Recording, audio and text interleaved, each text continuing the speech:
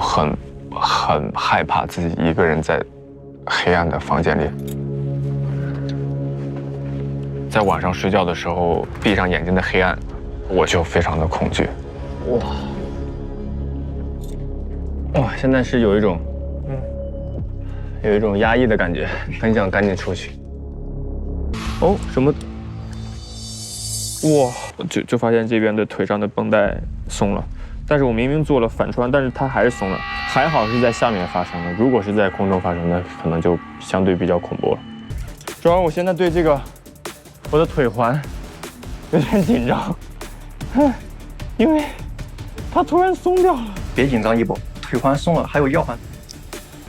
我要歇会儿。可以歇一会，腿放松。有点扛不住了，然后身体也非常非常的累，失去了一些信心。